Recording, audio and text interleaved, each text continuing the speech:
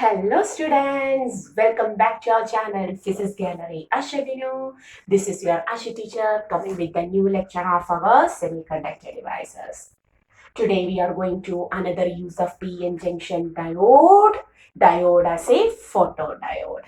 Okay, so a very good morning to all of my dear students. Hoping all of you are doing very well with your studies and are safe at your home. Okay, so today we are going to photodiode. The use of a PN junction diode as a photodiode. Okay, so let us start. So, from the name itself, we know photons. What is photons? They are the energy packets of light. That is, here we are using some light energy to make use of this diode. Okay, so what is a photodiode? At first we are going to the use of this photodiode. Photodiode is a device which converts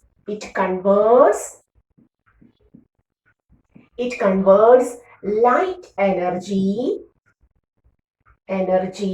to electrical energy. It converts light energy to electrical energy. So a device which converts light energy to electrical energy is called as a photodiode. A photodiode can convert light energy to electrical energy. Okay, and how it is made used?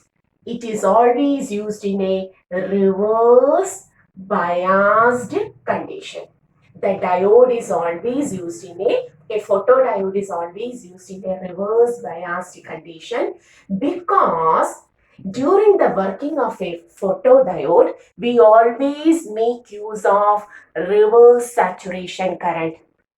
Okay, what was reverse saturation current? It is obtained only in reverse biased condition where the current remains constant from particular voltage to a large value of voltage. From this low value of voltage to high value of voltage, the current remains constant. This constant current, very small but constant current, is utilized in this photodiode. That's why we always use the diode in reverse biased condition. Okay. So we are going to connect the battery. The P region of the diode is connected to the negative terminal and N region of the diode is connected to the positive terminal like this. This is the N region, this is the P region. P region is connected to the negative terminal and N region is connected to the positive terminal like this. Okay. Why we use photodiode in reverse biased condition? Because we have to take a constant current during biasing. And this constant current is obtained only for reverse biased condition. Because for forward biased condition, we know the graph is somewhat like this and exponentially up to certain voltage, there is no current, then there is a exponential increase in the current. Okay, but now we want a constant value of current and that current is obtained as reverse saturation current in the reverse biased condition. That's why we always use the photodiode in reverse biased condition. And how it works? In order to explain its working, we have to analyze the PN junction diode in reverse biased condition.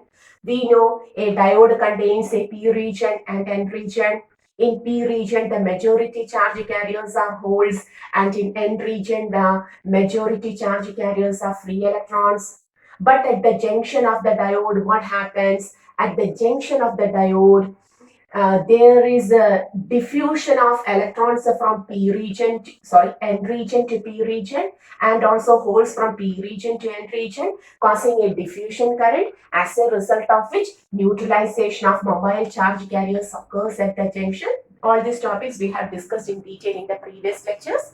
Okay, the neutralization of mobile charges at the junction results in a region called as the depletion layer, which is depleted of the charge carriers. These are stable atoms with negative charge on the P region because the holes are neutralized there, and positive charge on the positive atom, not a charge, positive atom on the N region because the negative charges at the junction of N region are neutralized.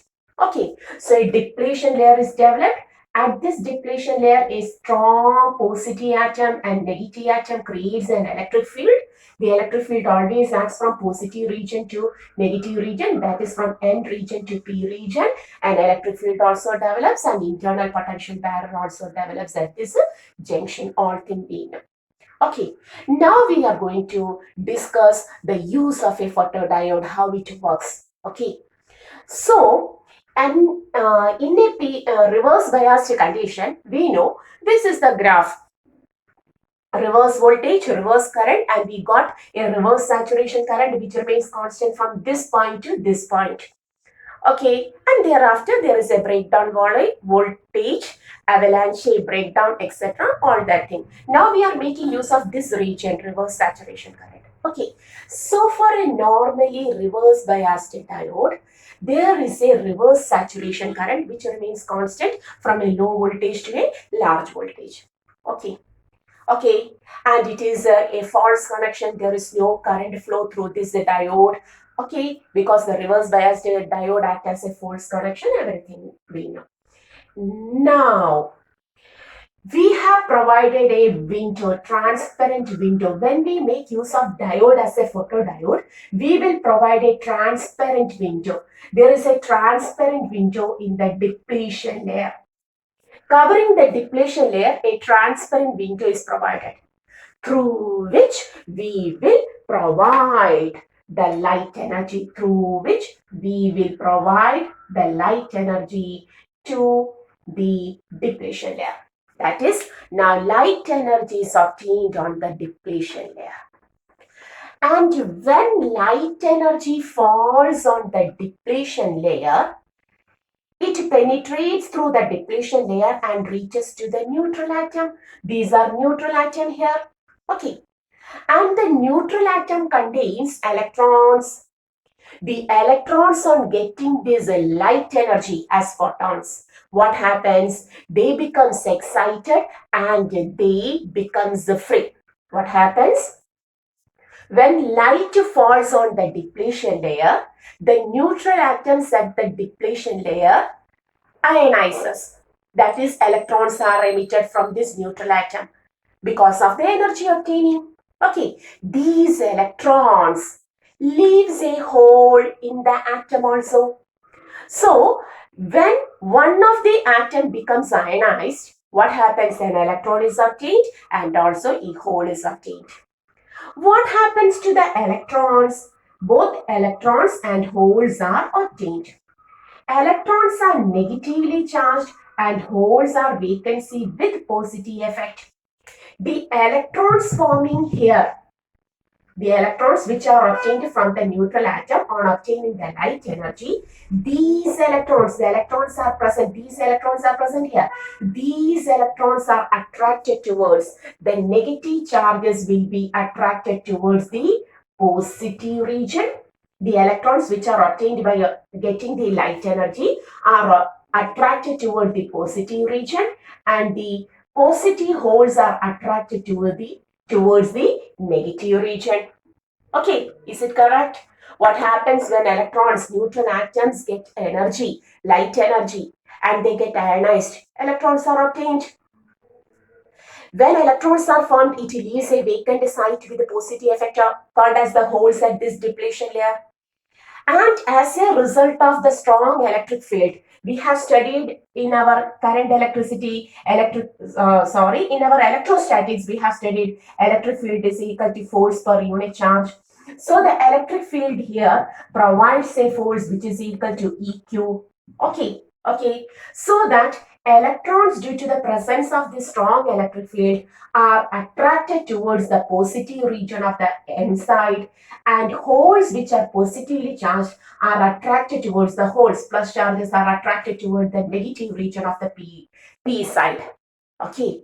So what happens to the charge carriers and the P region and N region? In P region, an extra hole is created, and in N region, at the junction of the N region, an extra electron is created. Okay, again, for the light falls on the depletion layer, more and more neutral atoms ionizes their electrons, As electrons are created, equivalent amount of holes are also developed there. As a result of these electrons and hole formation, electric field exerts a force, and due to this electric force, what happens? Holes begins to increase on the p region, isn't it? The electrons will attract it toward the positive region of the n side at the junction, and holes are attracted towards the negative region of the p side. Okay, at the junction of p region has negative atoms, and at the junction of n it has positive atoms. So electrons are attracted toward the positive region of the n side, and holes are attracted towards the negative region of the p side. Here a plus effect is created, here a minus effect is created. That is, the charge carriers are increasing at the p region and n region as a result of this light. Okay, that is, when light falls on the depletion layer, the charge carriers at the depletion layer increases. Which increases, what happens? Which increases the reverse saturation current.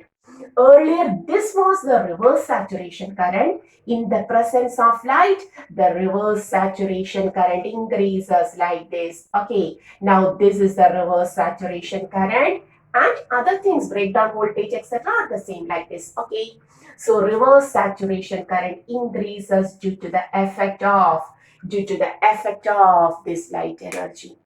Okay, and this constant current, which is increase, that is, the constant current from the voltage of this low to high value is increasing in the presence of light energy, and this property is made use in the photodiode as its uses.